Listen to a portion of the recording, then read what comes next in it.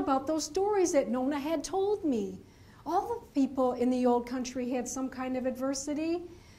And Nona would tell me the story, and she would say, you, Kumari Teresa, you know Kumari Teresa, she's the one, you know, 8 of her children, 8 out of the 11 lived. Yeah, that Kumari Teresa. Well, okay, and then the story would go on. Or she would say, oh, Zia Carmela, yeah, you remember Zia Carmela, it was her little grandson, you know, the wave took him into the ocean, it brought him back, but he wasn't alive. Yeah, Zia Carmela, and then she would tell me the story.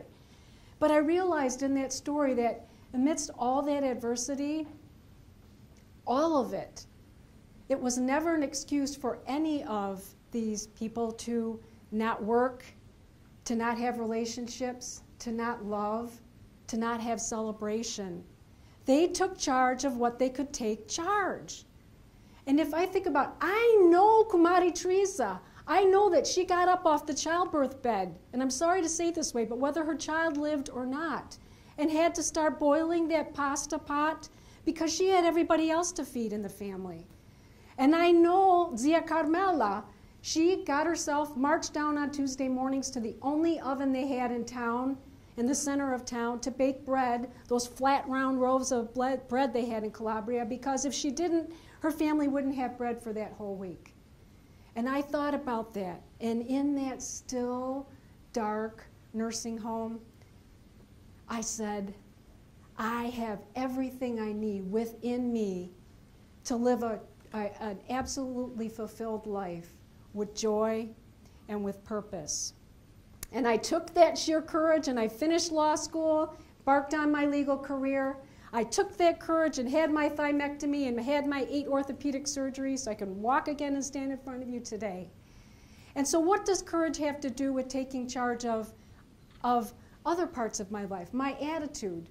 I could, when I wake up and my head feels like a 100-pound lead weight against my pillow because I'm myasthenic, or my legs feel like limp linguini, I can't walk, I could start into my negative, oh no, I'm not going to be able to go to work, and if I don't work, I won't have health insurance, and if I don't, or I can say, well, what's the positive side of this? And I could take the medicine I keep at the side of my bed and say, okay, good, I have 10 or 20 minutes now. Who haven't I prayed for yet today? Or it's time for me to start my gratitude attitude. Start saying, okay, well, maybe my legs are limp linguini strings, but I have 2 legs, and the sun is out. So that I can take charge of as my attitude. And then secondly, take charge of my good health. And you're not going to hear me say anything else but my good health. Sure, I've got RA. Sure, I've got MG. But I claim my good health. And what parts can I control? My eating. I can control my sleeping. I can control my exercise. Do I have excuses? Okay, let's talk about eating. I'm a foodie. Come on. When Nona and I would be eating breakfast, we would be talking about what we're going to have for lunch.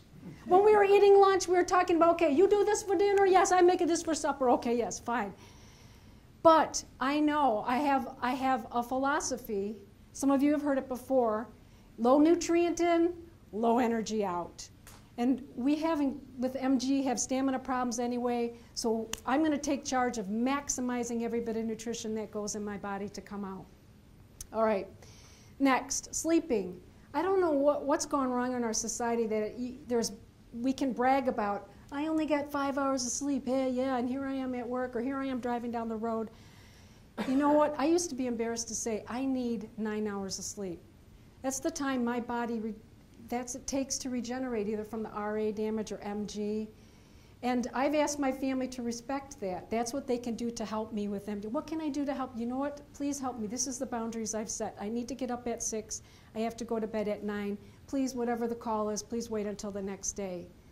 So I'm encouraging to think about the sleeping aspect. And the other part I can take charge of that we discussed is exercising. And I think I probably have a better excuse than anybody in this room not to exercise, right? Think of my double whammy. I could say, okay, yeah, there's rheumatoid arthritis, move it and lube it, but there's MG, move it and lose it from fatigue, right? But I won't do that because my muscles need to be primed. They need to be toned to their prime so that if I get into a myasthenic crisis, at least they're primed. Okay, so I asked you to participate with me in the beginning of our little discussion. I'm going to ask you for something again today. Please take the pledge from me. Please take the I can pledge. No excuses pledge.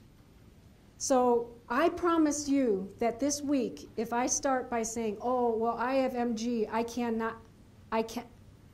will not say that. I will say, okay, I may have MG, but here's my workaround to get to do what I want to do.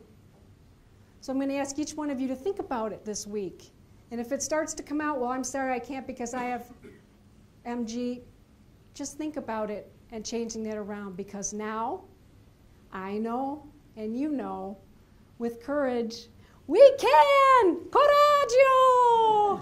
Thank you, grazie.